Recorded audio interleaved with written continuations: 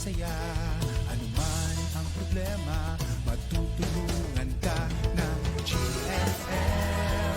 GFM, GFM, GFM, GFM, GFM, GFM, GFM. Gabay ng Pilipino, manggagawa. Gabay ng Pilipino, manggagawa. Manalangin lang palagi, Diyos ang makakasama. Buhay mo ay sisigla at may direksyon na dahil sa GFM. GFM, GFM, GFM, GFM, GFM, GFM, GFM. Gabay ng Pilipino, manggagawa. Gabay ng Pilipino, manggagawa. Buo ang pamilya, malalim ang pananampalataya. Maayos ang buhay kapag kipakinabang siya. Dito, doon, sa ibang bansa. GFM, GFM, GFM, GFM. Gabay ng Pilipino, manggagawa. Gabay ng Pilipino, manggagawa. Gabay ng Pilipino, manggagawa. Gabay ng Pilipino, manggagawa. OFW na naglilingkod sa ating bayan, sila ay susi sa ating kaunlaran. Hirap at dusang pinagdadaanan, matagumpay na di lalampasan. Kaya ating parangalan itong ating kabayan sa ginawa niya kapangyarihan. GFM, Nagpapasalamat ako at nagpapasalamat po kami. GFM, GFM, GFM, GFM, GFM. Gabay ng Pilipino, manggagawa. Gabay ng Pilipino, manggagawa. Gabay ng Pilipino, manggagawa. Gabay ng Pilipino, manggagawa. GFM, GFM, GFM, GFM. GFM, Gabay ng Filipinong Manggagawa, abroad.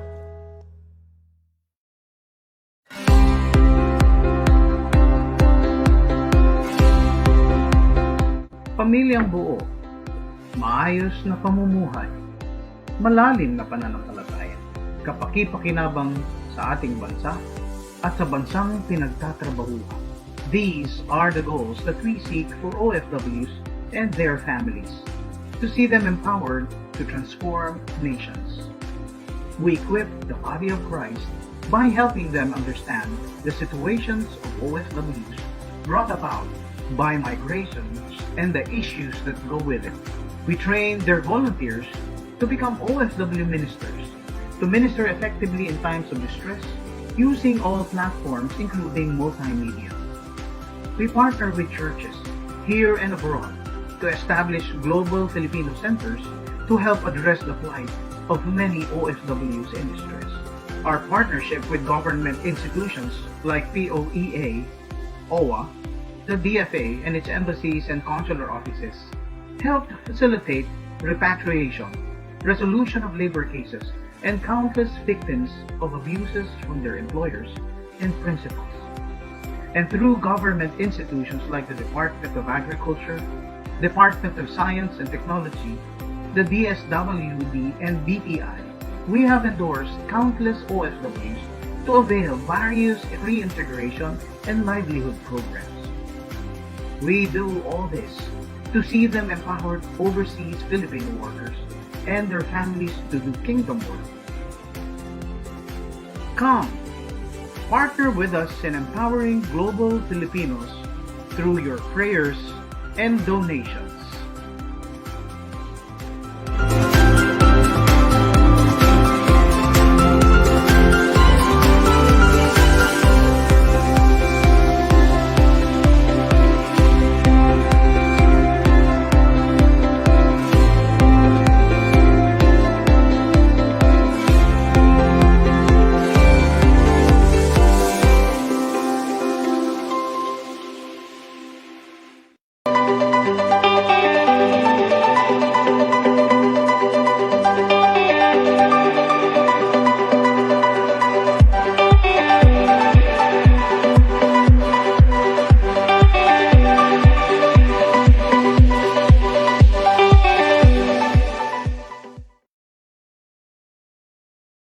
At isang magandang araw sa inyo mga kababayani. At ito po ang inyong programang Gabay ng Pilipinong Manggagawa Abroad. Ang inyong pong lingkod, si Karene, at kasama ko po ang aking partner. Si Joy Ilagan, ang inyong pong nag-iisang ligaya ng GFM. Nagulat ako. Ligaya. Ligaya. Ligaya. O nga pala, Joy nga. Ligaya. Ligaya. Diba nakatawa? Binigla po. Oo. At ito nga ang programa po ninyo ay isang oras po na magbibigay sa inyo ng mga kaalaman, mga gabay, at higit sa lahat, magbibigay ng encouragement po sa inyo. Tama po sa salita. Kaya, huwag po kayo alis. Yung po mga nanonood na, huwag po kayo malis. Dahil marami po kami pwedeng i-share sa inyo ngayong hapong ito. Ngayon ay araw ng Miyerkules, January, huling araw ng January. January 31 na kagad. Bukas ay February 1 na. Ako, kaya po, tutukan niyo itong programa nito dahil marami ko kayo na ngayong araw nito. Alright, baka meron ka batiin natin. Yes, so magandang hapon po sa inyong lahat at kami po ay nagagalak makita kayo po ay makadaupang palad sa araw ng Webes and Wednesday nito, kagaya na our partner. At yun po ay talagang salamat po sa inyong panonood. Huwag po kayo maalis pero mag-share po kayo at inyo po ipangalan po itong ating programa para marami pa may Okay, may mga po-comment na may nanonood na nga. Batiin na nga natin sila. Batiin natin si Pastor Junel. Pastor Junel, sabi niya, God bless po always DFM. At si Janet Lorenzano Montalban, Grace, Mary, watching from Imos, Cavite. Yan. Sino pa? Yan. Pinapabasa si Kim Visas, Janet Montalban, City Hintay, Katibayan, Bobadilla, Bel Bertran, Noel Andres, Bertran, Kaokmi, OFW Federation, San Roque, OFW Federation, San Mateo, Maragondon, Ministerial Council, Church of the Alpha Omega Christian Ministries, San Roque, Presi, Katibayan, Pastora Marina Rulot, Antonieta, Escultor, Aisa, Antonio. Sana wala po. Nice. May nakalimutan na ako, binabati natin ang ating GFM Ambassador. Birthday niya ngayon, si Lichu. At Kalala mo ninyo, happy birthday, Sister Lynn. Taga-GAGC Baybayin. Yeah. Oh, yeah. Okay, good. Sana mapadalhan kami ng birthday. Magaling niya magawa ng puto, kaya padala mo na yung mga puto dyan. Puto! Anniversary ng church nila yung sa Sabado. Kutsita. Okay, sige. At binabati na natin, pakita natin yung ating Facebook page. No? Ang ating pong, ayan po ang ating mga social media platform na pwede nyo po connect. No? Global Filipino Movement, yung Facebook, yung Instagram po natin, at saka yung ating YouTube channel. Palawakin po natin yung kaalaman natin sa benepisyo kapag nagdepensa through this social media platforms na connected po sa GFM Abroad at saka sa GFM Facebook. Papasalamat tayo sa 8.2 followers natin, 8.2,000 followers natin. Maraming salamat po. Yung nakikita nyo on screen. Yan po yung makikita nyo kapag in-access yung FB page ng Global Filipino Movement. At kung kayo man pupunta dito sa ating pong opisina, ayan po ang makikita nyo, yung pin na yan Katabi lamang po kami ng BMW Central State Center Building, Ortigas Avenue, Mandaluyong City. At syempre, nandito na rin lamang kayo, malalaman niyo na meron tayong mga program. Katulad ng tinatawag natin na school program, caring for outstanding and outbound laborers, Monday to Friday. No? Makikita niyo po kami, ang aming pong free meal sa 11 a.m. to 1 p.m. naman po, kaya first come first served basis yan. Pero yung pong mga online appointment, printing of documents, online submission of documents for direct hires, photocopying, paralegal services mula 7 hanggang 4 p.m. Kaya dalaw na po kayo sa amin para ma-experience itong mga services na ito. Joy, Yes may last po. call na ang ating testing. Yes, so para po sa lahat na taga NCR and calling all OFWs in NCR, deadline na po ang pag-join po natin sa Creating OFW Technopreneurs through Science and Technology. Kaya kayo po ay dumali at tayo po ay baka magsara na. Ay deadline na po ngayon po. Dumali o magmadali. Magmadali. At baka po kayo masaraduhan. So alam mga alas 4 po. And before 5 p.m. dapat po ay kayo ay naka-join na. Yeah, okay. At siyempre, ngayong araw na ito, sabi nga natin, meron tayong matutunan. Dahil meron tayong mga kwentong mga OFWs. Hindi lang on the land-based side, pero sa sea-based din.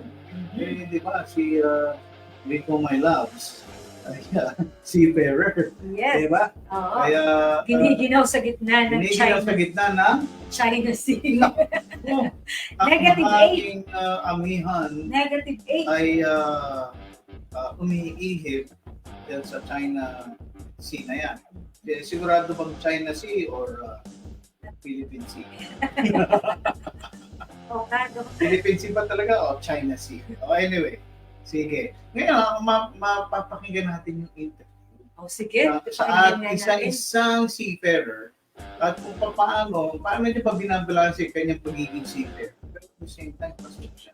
Oh, Siya ay seafarer sa isang cruise ship at pakinggan natin yung ating panayam para malaman natin ano ba buhay ng isang seafarer sa cruise ship. Tapos, nababalanse niya yung work at the same time siya ay pasok. Panoorin po natin para makakuha kayo ng encouragement. At Yes. mga tips, ano niya ba ginagawa? ito. Hapong ito mga kababayani, kasama natin ang isang kaibigan at matagal na nating kakilala na ating pong madidinig yung kanyang istorya bilang isang seafarer at isang Christian minister din on board. Magandang hapon sa iyo, Pastor Jake. No? Can I call you Pastor Jake? Yes po, Pastor. Ayan. Pastor Jake, matagal na tayong nagkakilala and thank you dahil binigyan mo kami ng pagkakataon na magkaroon ng interview with you. Alam naman namin, bilang isang seafarer, hindi ka palagi narito. Pero siguro simulan natin, kailan ka naging seafarer or seaman? Nagsimula po ako, Pastor, ng akin pong karera sa pagiging seafarer noong October 25, 2016 na kung saan ay ako po ay nagnais na kung saan ay magtrabaho din po sa ibang bansa upang matustusan ang pangangailangan po ng akin pong pamilya. So, is this kumbaga, kahit nung binata ka pa, nung naging seafarer Yes, po, ka, no? Pastor. So, ibig sabihin talagang dream mo to, plano mo talaga to. Opo, Pastor. Oo, kasi nung nagkakilala tayo noon, binata ka pa eh. No, back in 2015 pa yata nagkita na tayo dahil Opo. Before ako po ay nagtrabaho po sa ibang bansa. at kasama ka palagi noon ni Pastora Flora. Yes. No? Si Pastora Flora, isa sa mga partners natin ng GFM sa San Mateo. Okay. So, if this ay lifelong dream, ito palagi yung tinatanong ito eh. Lahat ba ng mga seaman marunong lumangoy? Kasi nasa dagat kayo eh. So, kinakailangan po, Pastor, talagang marunong kang lumangoy dahil Oo. dumating man yung time na hindi man natin nanais na malunod yung barko, dapat meron ka pong tinatawag na paano Survival skill yan eh. Opo. Oo, hindi man pwedeng seafarer ka tapos hindi ka Hindi marunong lumangoy. lumangoy. Pero meron bang seafarer na hindi marunong lumangoy? O kasama yan sa requirement talaga? Requirements po. Dahil Okay. kapag kumuha ka po ng SOLAS, meron pong training na isinasagawa at kapag ikaw po hindi tumalon doon sa oras po ng actual na training ay hindi ka ma-issuehan ng certificate o itinatawag namin BT or SOLAS. Okay, sige. Parang nilabas ko lang yan eh. Opo. Para, ang assumption ko kasi baka meron. Pero talagang requirement pala Opo, talaga. requirement. Okay, so nung binata ka pa, talagang seafarer ka. Ano mismo ang position ba o rango ba? Ano ba ang tawag doon? Ikaw ba ay formally nag-training bilang isang seafarer o nung college pa yan talaga ang kinuha mo? Hindi po dahil nag-aaral po ako sa college ay computer programming po yung aking course doon na naitapos sa kolehiyo. Okay. So balit ang seafarer po ay meron pong iba't ibang mga kategorya ng trabaho na maaari pong for example, kayo po ay nagtatrabaho sa hotel department or housekeeping or culinary, ay maaari po kayong magtrabaho on board. Subalit, kinakailangan yung dumaan sa proseso ng mga training, kagaya ng TESDA, at yun din po ay kinakailangan yung tungkol sa TESDA, and then yung sa pagbabarko yung tinatawag nating SOLAS. SOLAS, Ay, yes. po. Ano nga yung SOLAS para sa para sa ating mga nanonood? Ano ibig sabihin ng SOLAS? Yung SOLAS po ay kategorya po na tinatawag nating basic training na napapalob yun yung sa paanong mag-survive pag oras po ng tinatawag Okay. na So it's a certification. Yes, It's a requirement sa lahat ng gustong mag-seafarer. So bilang isang computer programming graduate, nasa ka na mag-seafarer. yes, Pastor. So nung training ka, anong mismong particular na training ang kinuha mo? Training. Honestly po, Pastor, noon, talaga nag-work pa ako sa office as office staff noon. So, Office staff. office staff. Pero nang kalaunan po ay lumipat po ako ng career at yan po ay yung sa culinary po. Naging dishwasher po ako at the time. And then, kalaunan po ay, kaya po sila ko kanina na kahit ka po ay nagtatrabaho sa culinary or hotel department, ay maaari ka pong magtrabaho sa barko, kinakailangan mo lang i-comply yung mga requirements nila. ng isa pong agency o ng isa pong kumpanya ng barko. Okay. At yung sa pagsakay naman sa barko, iba't ibang klase rin ng barko yan eh, di ba? Yes, Pastor. Like merong cruise ship, oo. merong Cargo. tanker, may cargo. Yung vessel mo mismo, anong type niya? Passenger po kami or tinatawag na cruise ship po. Oh, so sa cruise ship Yes. ka. And so ngayon, ang iyong pinaka main na trabaho ay sa Sa technical po. Sa technical naman ngayon. Yun po yun. Okay, so medyo ibig sabihin nag-upgrade din pala. Upgrade po.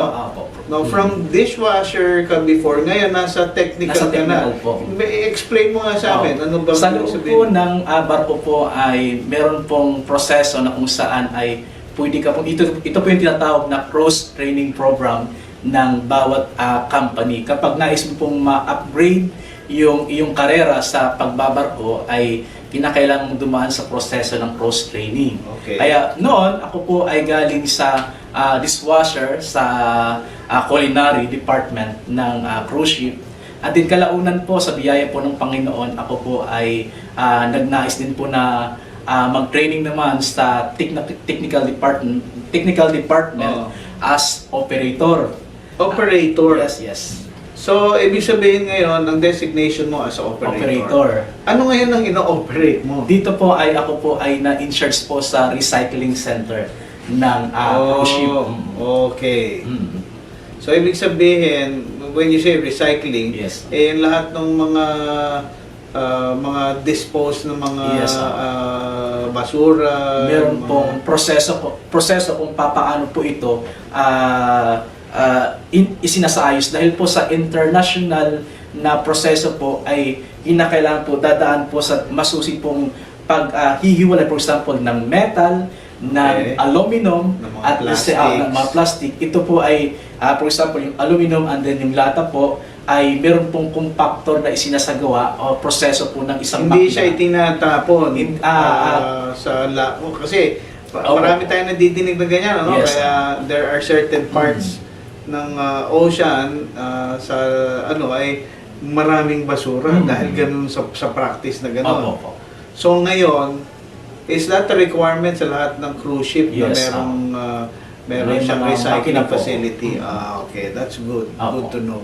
At ngayon, yun yung iyong trabaho. And then, kalaunan po bago po ako ngayon bumaba ay nasa promotion po ako ng supervisor dahil upgrading po naman din ng training as visor po sa... So ngayon na-promote ka na as supervisor. Hindi pa po, ibig mo sabihin ay In the process. In the process po. Okay. Wow, congratulations. Salamat po. Kumbaga, so that means from the time na ikaw ay pumasok as seafarer ng 2016 Yes. to this time, ilang taon na yan? 8 years. Yes, Mag-8 yes. years na. So, ang laki na ng ginamp ng iyong position ngayon. And that is because patuloy yung training. Training po. At ang alam ko nga bilang seafarer, kahit sa bakasyon nagtitraining ka pa Yes, rin Pastor. no? Oo, ang sipag. So ngayon, how has life treated you, Ika nga, as a seafarer? Maganda ba ang sweldo? Okay ba yung atmosphere sa work area mo? Ano ang may mga problema ba? How has life as a seafarer been treating you?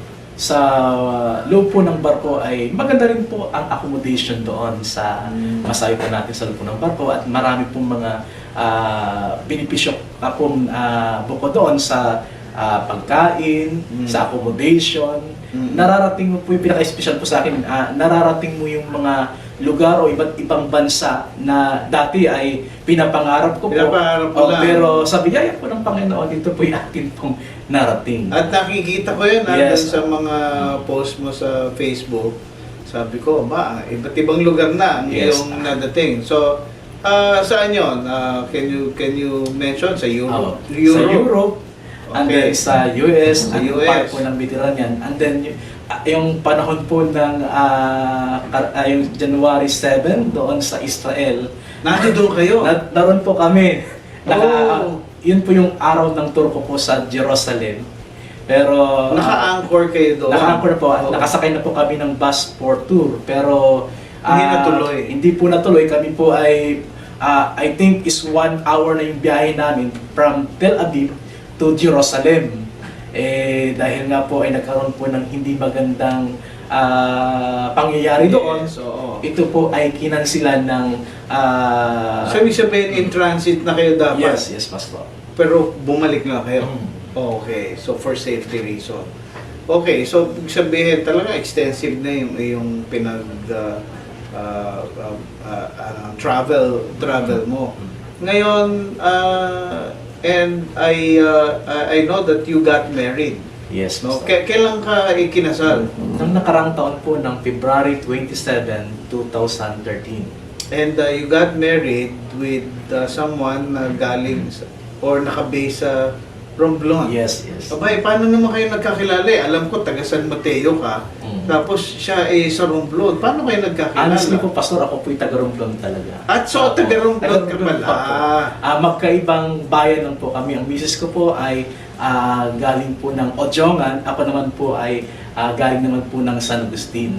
Okay. Ang Romblon, if I am correct, is known for yung parang pinaka-product yung marmol. Yes, Yung yes. mga marmol. Mm. Eh, di ibig sabihin, yung mga bahay nyo, puro mga nakamarmol din kayo doon. Yung mga sinauna po. Yung mga sinauna. And then yung malapit po sa pinaka Romblon, yung tinatawag po namin Kapitolyo ng Romblon, na kung saan ay doon po yung produkto. Produkto mismo. Hanggang ngayon ba? Yes, Di ba, Pastor. marami pa rin na nakukuha. Yes. Aba, okay. Magandang ano yan, ano. So, taga Romblon ka pala, syempre, nakilala mo siya, naging, matagal mo na ba siyang kilala or paano kayo nagkakilala? Honestly, Pastor, same po kami at the time po ng graduation po. Graduation? Nag-graduate po siya ng BTH, at the same time ako po ay nag-graduate naman ng CMS o yung Certificate in Ministerial Studies, na kung saan kami po ay magkabatch po kami ng year ng graduation po namin. So doon kayo nagkakilala? Yes. Anong year yan? Anong year yan? Yan po ay 2021. Pero nung panahon na yon, ikaw ay seafarer na. Yes po, Pastor. Okay. Paano mo naisingit? Curious ako. Paano mo naisingit, Pastor, na nagkaroon ka pa ng love life? Nasa abroad ka. Nasa laot, ika nga. Honestly, Pastor, ay nagkaroon po ng tinatawag po na conversation lang din naman. Dahil magkabatch po kami at the time po, siya po ay treasurer po yung tawag yung sa graduation po namin.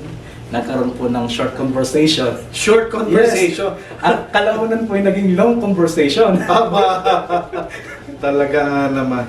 O ito ay tip ha, para sa mga wala pang girlfriend. No? Short conversation, no? At ibig sabihin, nagka-developan. Yes po, Pastor. Aba, okay. Parang timing yata. Nung time ba na yon, si Mrs. Anong pangalan pala niya? Mayan Ganwine. Ngayon po, muwahe na.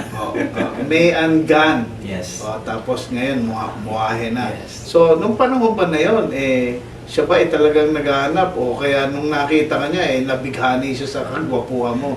Nung mga oras po yun ay nagpe-pray na po siya sa Panginoon ng sign. So, ibig sabihin, ikaw yung answered prayer. Yes, po, Pastor. Aba, talaga naman. So nung nagkakilala kayo, I perceive na kahit nasa abroad ka na, nasa laot ka na, nagko-communicate pa rin kayo. Yes po, Pastor. And then, nang ako po ay nasa bakasyon, ay ako po ay formal pong pumunta sa kanyang pong magulang upang hingin po yung basbas na kung saan ay akin pong ligawan ang kanyang pong anak. So, Si humingi ka Mrs. po. muna ng baswas para Yes. ligawan. Yes, Ang po. bait naman talaga. So, nanligaw ka pa lang. So, gaano katagal, again, para sa kaalaman ng lahat, no, seafarer, si Yes. Pastor Jake, pero nakapanligaw. Tapos, bakasyon. Ibig sabihin, gaano katagal kayong nagkakilala at nagligawan bago kayo nagkinasal? Masabi pa sa mga isang taon. Isang taon, Yes, gaano katagal yung nakikita kayo, gaano katagal din. Kasi ang seafaring, alam ko dyan, 5 months, 6 months, 7 months, 9 months, ilang buwan yung pagitan na ikaw ay nasa laot tapos nandito para magkaligawan kayo. Honestly, Pastor, ang bakasyon ko po ng time nang ako po ay umakyat ng ligaw sa kanya ay 4 months at the time.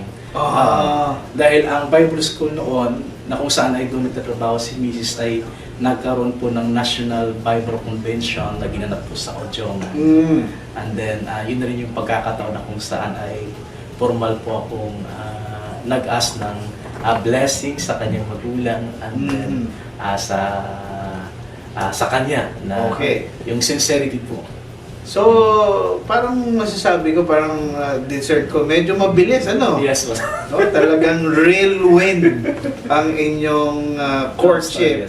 And then, kailan kayo kinasal, Pastor? Ito po, Pastor, noong nakarang taon po, Pastor, noong February 27, 2022. 2023. Nakarang taon po, Pastor. Nung nakaraang taon. Yes po, Pastor. At mabilis naman kayong biniyayaan Yes po, Pastor. ng supling na ilang buwan na siya ngayon. Sorry po, isang buwan po, Pastor. Isang buwan. Opo. So, talagang double time ka, Pastor. Yes po, Pastor. Talagang. Pero I'm happy to hear this kasi sabi ko nga sa iyo, sabi ko nga mga kababayani, nasubaybayan ko si Pastor Jake na kakilala kami, dito pa siya, hanggang siya ay nag-seafarer, tapos binata ay ngayon father already. Okay. Anong naging changes mula nung ikaw ay naging tatay? Marami po, Pastor. No. Talagang number one yung pagiging puyat dahil yun yung adjustment na kinakailangan pag oras na nagising yung bata, kinakailangan mong alalayan yung misis mo na pagdiin yung Nagigising ka din? yes po. Pero ito yung puyat na, iba yung puyat sa trabaho no? Yes, Pastor. Pero iba rin yung puyat sa nagising sa anak. No? Anong pakiramdam? Sige nga. Masaya po, Pastor. Masaya, puyat pero masaya. Yes. Anong pakiramdam unang hawak mo ang bata? Talagang ito po masabi ko po is answered prayer po sa amin ng misis ko dahil yung misis ko po honestly at the time nang kami po ay kinasal na diagnose si misis ng ovarian cyst. Yung kanyang both yung kabilang ovarian po niya ay meron pong bukol. At ang findings po ng doktor nito ay dapat operahan, alisin yon. And then may isa, ito naalala ko yung sabi ng doktor na sabi niya, ma'am, honestly po, mahirapan po kayong makapanganak o di kaya hindi po kayo magkakaanak dahil po sa cyst Because po. of those ovarian cysts. Ay, at the time po na kami po ay kinasal, talagang pinag-pray po namin sa Panginoon na kami po ay magkaroon po ng supling. Ito po yung amin pong iniluhod sa Panginoon. At ako po ay natuwa dahil nagdalang tao po yung akin pong misis ay nasabi ko po sa akin pong sarili na dinig ng Panginoon ang amin pong dalangin o amin pong desire ng akin pong misis na magkaroon po kami ng sariling supling. Ayan. So anong ipinangalan niya dito sa bata? Ito po ay Israel, nang ibig pong sabihin ay my God's help. Wow! At siya ay isang buwan na Yes, ngayon. So, parang ang nakikita ko sa iyo talagang masayang-masaya ka Yes po, Pastor. bilang isang tatay. At, Iba po yung saya ng at isang ini-enjoy mo ngayon dahil ngayon ay bakasyon pa. Ngayon siguro balik tayo doon sa bilang isang seafarer. Dahil nabanggit mo nga na aside from being a seafarer na mapopromote na, ikaw din a Christian minister. Yes po, Pastor. How does this factor in bilang isang seafarer na tuwing nandoon ka sa barko, paano nagka-come into play yung pagiging pastor mo, Christian minister, habang nandoon sa barko? Alam ko na ikaw ay officially nagtatrabaho doon. Pero paano mo nagagampanan yung isang pagiging minister mo habang ikaw ay nagtatrabaho sa isang cruise ship? Ito po, Pastor, yung senaryo po sa loob po ng barko. Kapag meron, isinasagawa po namin yung aming tinatawag na Christian Fellowship tuwing linggo po ng sa ganap po na alas 10 hanggang alas 11 po ng gabi. Ito na yung time po, Pastor, na karamihan po ng mga crew ay off-duty na.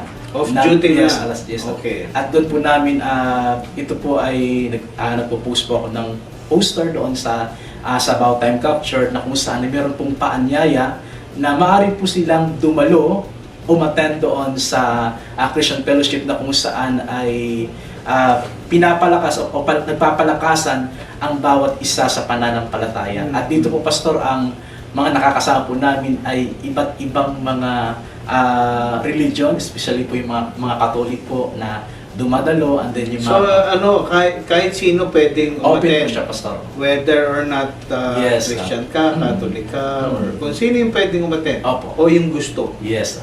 At this is being allowed. Yes. No? May permiso ito. Opo. Okay. Bali po, Pastor, ang ginagawa ko po doon, ako po ay formal na nakikipag-usap po sa Human Resource Development na kung saan ay ako po ay magsasagawa ng isa pong Christian meeting para something doon, Okay. na kung saan ito po yung fellowship.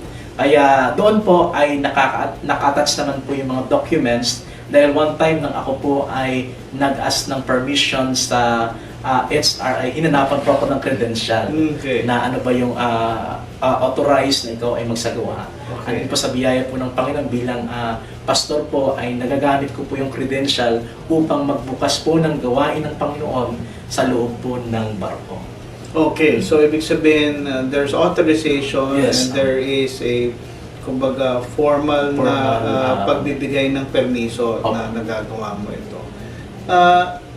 Ano ang bilang isang seafarer, ano ang palagay mo na idudulot ng ganitong Christian fellowship sa'yo bilang ministro at doon sa mga kasama mong mga seafarer kapag ginagawa mo to? Ano ang positive na bunga na ibinibigay nito? Dito po, Pastor, ay sa loob po ng sa barko po ay yung mga umaatid ay may mga struggle din po sa buhay silang nararanasan sa kanila pong, sa pamilya po nila, at doon po ay na-open up po nila. For example, Pastor, kailangan ko po ng panalangin dahil po yung akin pong kapatid, yung akin pong magulang ay meron pong sakit. At dito po ay bilang isa pong mananampalataya ay ini-encourage po natin silang magtiwala sa Panginoon na ang Diyos ay meron pong kakayanan o meron pong kapangyarihan na kumilos doon sa kanya pong kamag-anak o sa kanya pong pamilya. Dito Okay. po ay ang purpose po ng fellowship ay to encourage po sa lahat, kahit ano pang religion mo doon, ay ini-encourage po natin silang magtiwala at sumampalataya sa Panginoon. At ang kalagahan po doon ay yung spiritual transformation, na madalas na aking pong pagtuturo ay itinuturo ko po yung kung paano ba natin mapanatili yung ating pong sarili na humahakbang sa layunin po ng Panginoon, na kung saan tayo po ay umiiwas sa tukso. Dahil honestly po, Pastor, sa pagbabarko po, ang dami pong mga Daming tukso. Yes. Oo. I'm Diyan sure. po yung babae, sugal, alak, at marami pong iba. Subalit, ang layunin po ng Christian Fellowship sa loob po ng barko ay sila po ay maturuang sumunod sa ating pong Panginoon. Iwasan ang tukso at mamuhay na meron pong kabanalan. At dahil nga dyan sa Christian Fellowship na yan, ay nabibigyan ng outlet itong ating mga Yes. seafarers. Lahat po na umaattend sa iyo, mga Pilipino din, o meron din Yes, honestly, Pastor, may mga umaattend po. Kayo po ng Indonesian, may mga Jamaican na umaattend, at iba't iba pong lahi. So international Yes. din, international din pala. And so, do you see yourself, Pastor Jake, na doing itong seafaring for a long time, factoring in na meron ka ng anak na Yes, sir. inaalagaan? How do you see yourself? Ikaw ba ay magpapatuloy, magtatagal pa bilang isang seafaring pastor, or tama ba? Pastor na seafarer?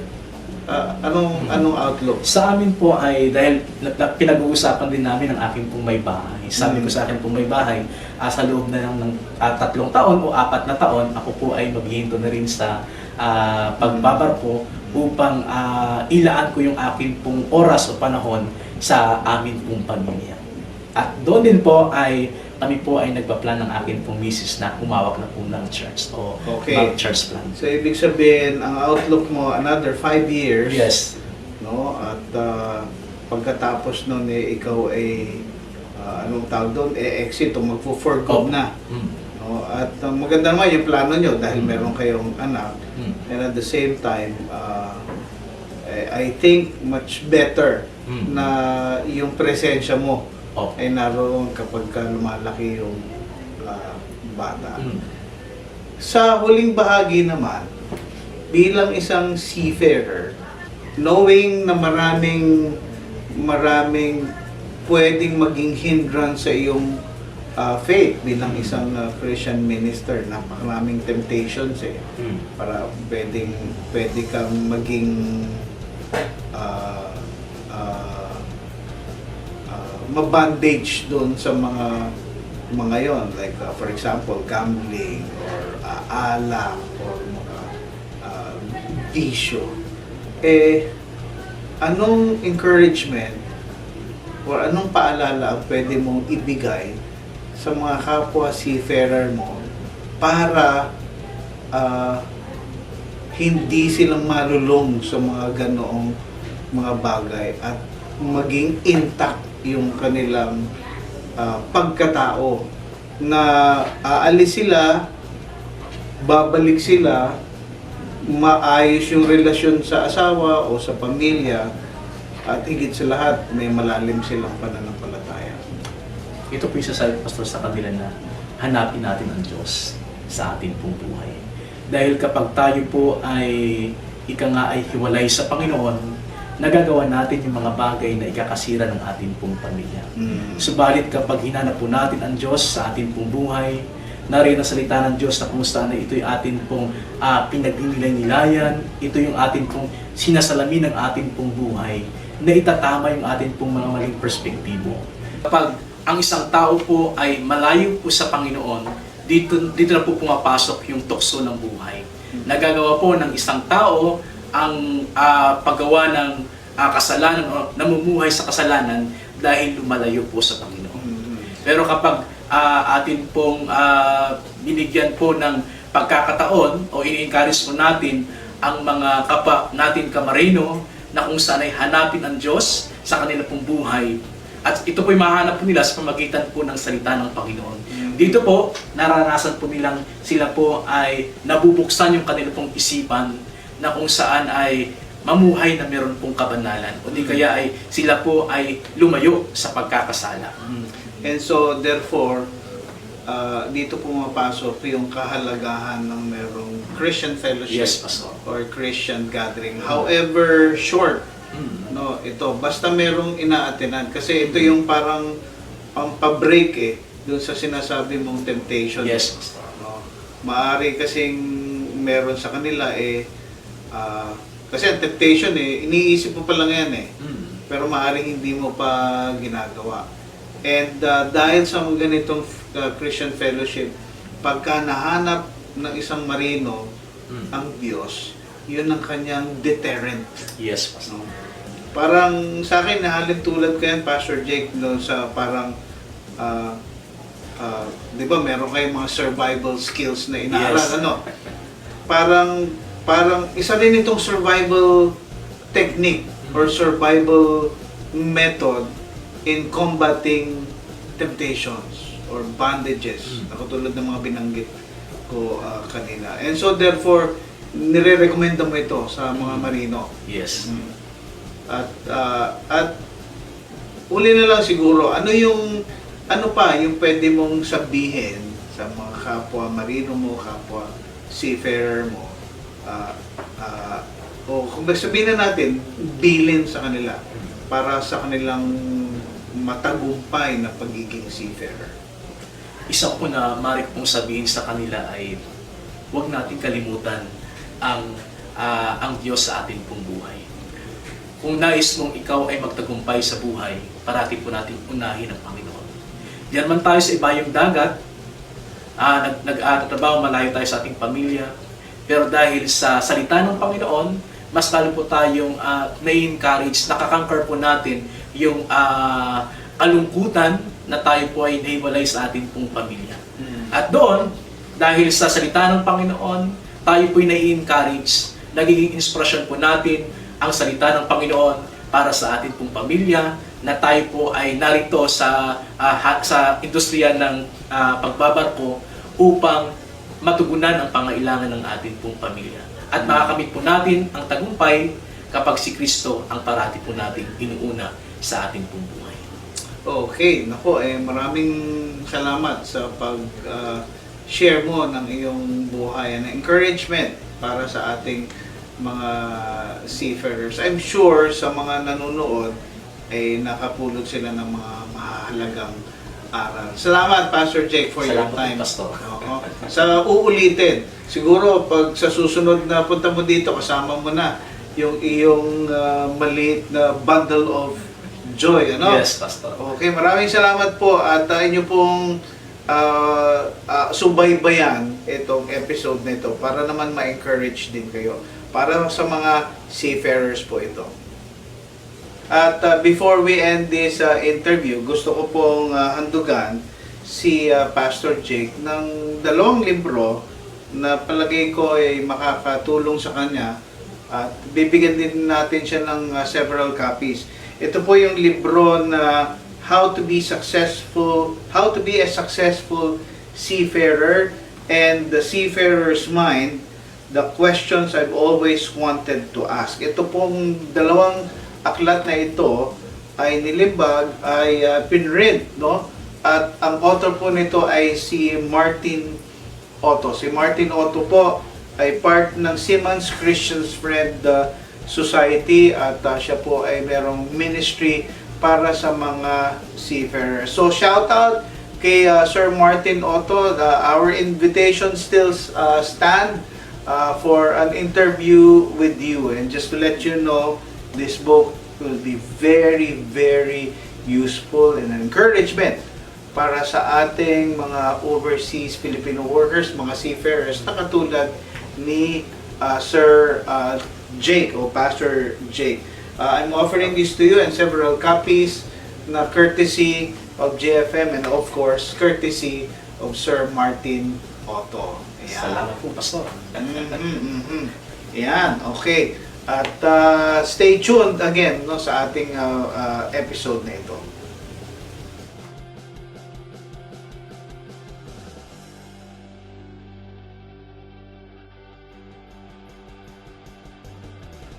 Pastor, yan po ang ating panayam at 30 minutes kay Pastor Jake Moahe na isang pastor at isang seafarer din. At ganda yung interaction natin Ate John. Kasi tingnan mo ha, isang seafarer nagsimula sa mababa, unti-unting itinaas ang kanyang antas ng kaalaman. And then hanggang sa makarating siya ay parang nasa technical na, no? Na part na kanyang pagiging isang seafarer. Kaya congratulations and we are truly encouraged sa iyo, Pastor Jake. At salamat sa pagpapa-interview mo sa amin. Pero anong take home mo doon sa mga sinabi niyang paano siya naging intact yung kanyang pagiging isang OFW despite the fact na maraming mga temptation. Okay, so salamat. Salamat partner at muli po ay salamat kay Pastor Jake sa kanyang napaka malamang testimonya at pag-share po sa atin. Malaman po talaga. Kasi naalala ko lang yung kanyang kwento from binata hanggang siya mag-asawa. No? So nagbalik sa aking memorya kung paano din yung asawa ko. Ano? At ang sabi mo nga yung take home, sinasabi mo, yung isa lang natandaan ko sa kanya kung paano niya na pagtagumpayan ang lahat ng mga temptation ay yung pananatili niya sa kanyang pananampalataya o yung kanyang relasyon sa Diyos. Yun ang naging sabi niya na kaya na-avoid niya na hindi siya mag-commit o mag-tempt sa anumang mga temptasyon na common sa barko.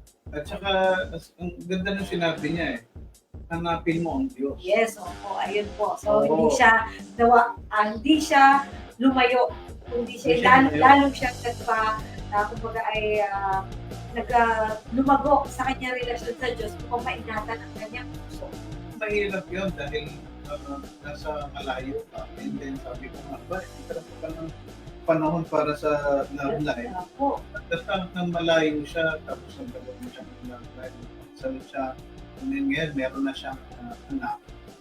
Only shows yung talagang itong si Pastor Jake mukhang sinunod niya yung plano niya pagka nakakita ako ng aking pang-asawa. Hindi nagtagal no? Sabi ko nga, parang ang bilis Pero siguro partner, kaya siya nagawa niyo. Then, nag-prepare muna din siya. Nag-prepare na. Yun nga yung... muna niya, nag-prepare siya ng para pangkabuhayan din nila. Oo, nag-prepare muna siya. And maganda nga, sabi ko, tagal na kami walang kilala.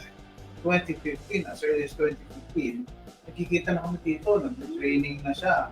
Tapos nung nalaman ko nga, na siya pwede lalayad na. So, nag-training siya dito sa GFF? Nag-expose siya sa mga training ng Wow, GFM. kaya pala ganun Isa siya. siya sa mga nauna, ang church niya, ano to? Yung church niya ay the Unlimited God yata, yung kanyang church. Ang pastor nila is a Pastor Flor Samson. Babae. Oo. At tutuwa nga tayo that nasa baybayan natin. At may, ang maganda kasi may process yung ginawa niya. Process. At na-apply niya yung natutunan niya dito. Diba? Mhm. Kasi may exit plan na siya. Sabi niya nga, naalala ko na sabi niya ay baka siya ay mag-for good na.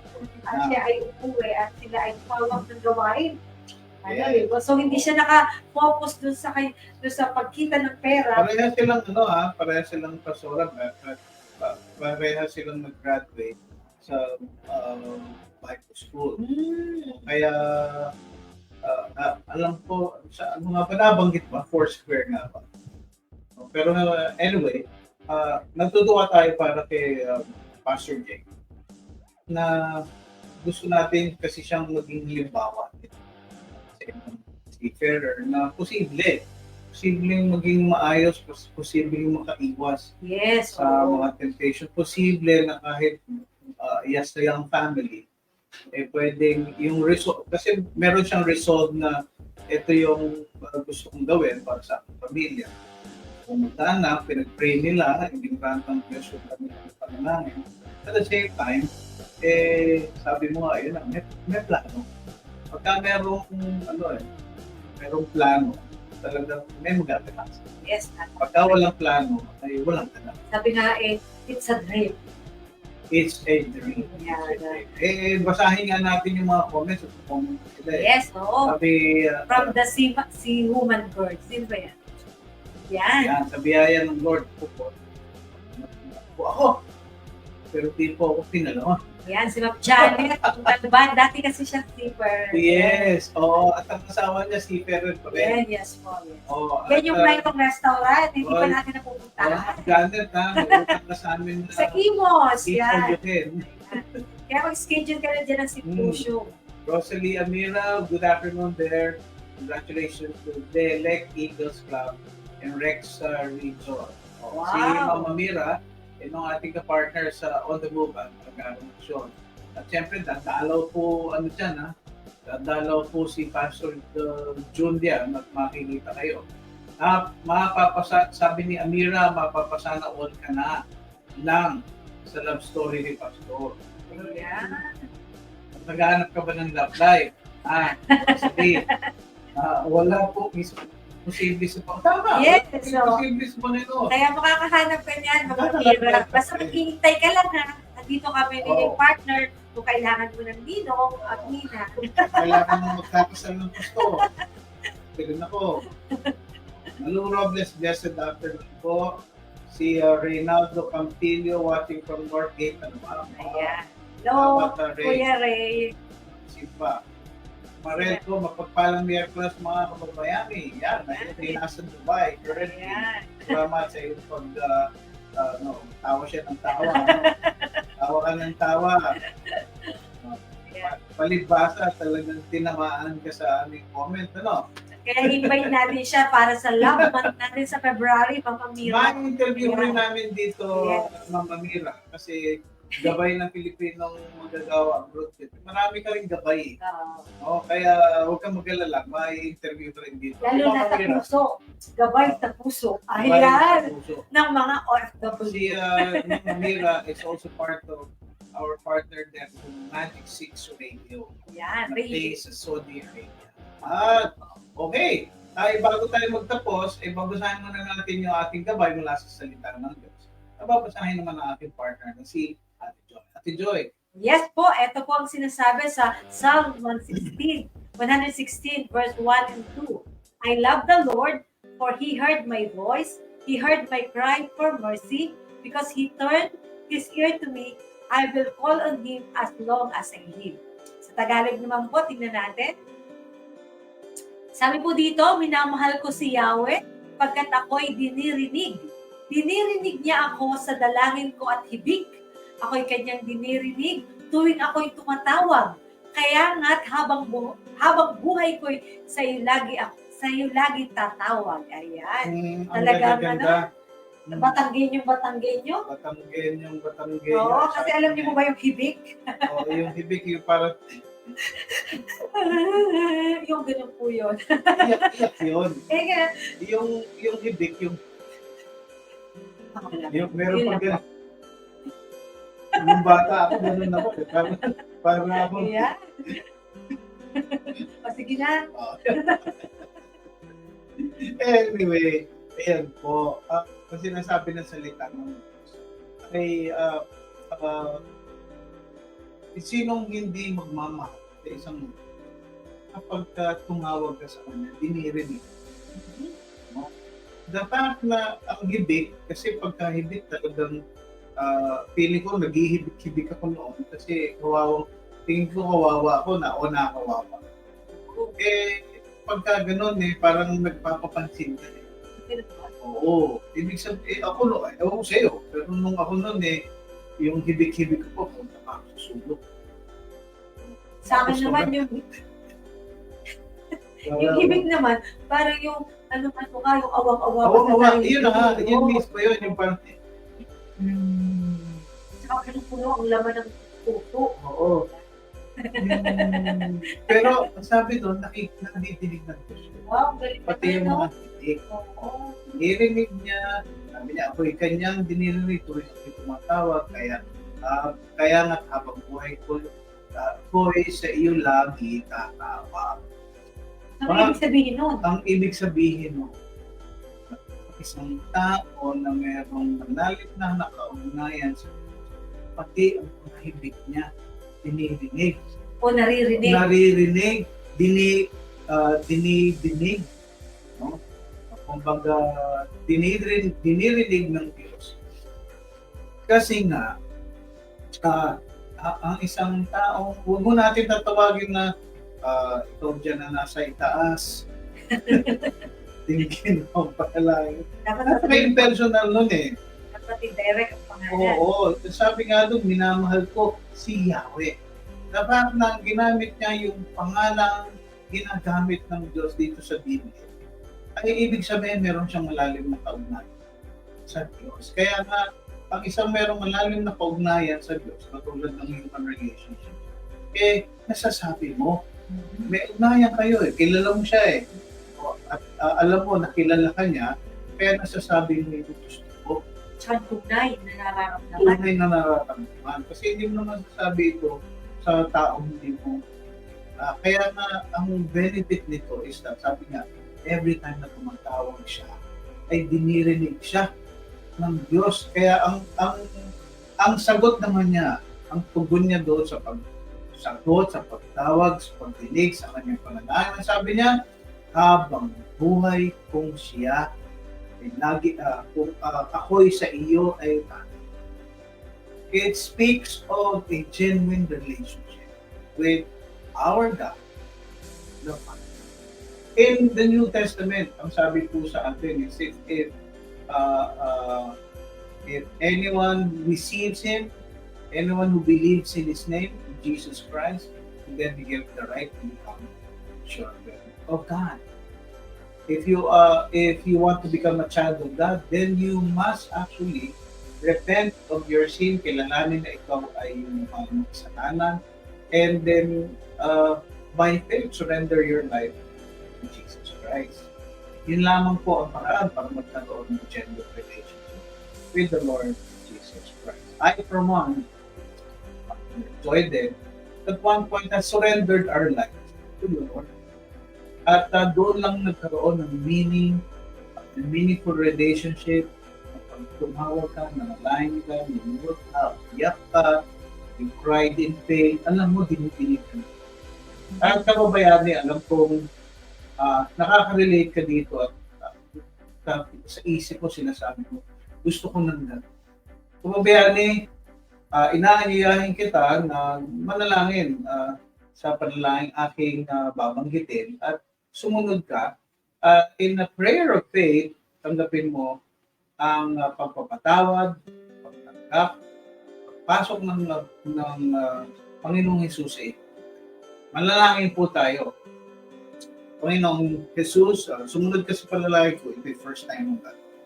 Panginoong Jesus, salamat. Dahil kayo ang Diyos na kapag tinawag namin, tumutugon. First time ko po itong gagawin at lumalapit at tumatawag ko siya. Nakilala ko na ako yung makasalanan. Hindi ko po kayang iligtas ng aking sarili. Mawito ako sa iyong harapan. Buluhod, ako po'y makasalanan. Nais ko pong humingi ng kapatawaran sa lahat ng aking mga nagpapasa. Binubuksan ko ang aking puso. Tinatanggap kita sa akin. Ikaw ang mag-awit sa trono ng aking. Ikaw na ang magmando sa lahat ng akin pong ginagawa. Kayo na po maging driver ng akin. Sinusurrender ko po sa inyong lahat. Aking mga suliranin, aking problema.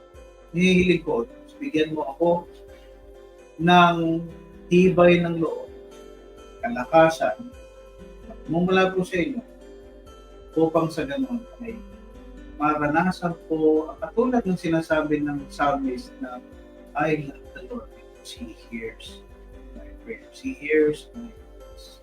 Lord, sa araw na ito, kayo aking tatawagin, my Lord, Savior. Salamat po ito. Amen. If you have prayed a prayer like that, sinapayan mo ito, sinapayan na may pananampalataya. Then, nagsimula ka na ng isang panibagong adventure na mayroong tunay na relasyon sa Panginoon. Subukan mo, kaibigan, na tumawag sa Kanya at malalaman mong tumutugon siya kapag may panakasay.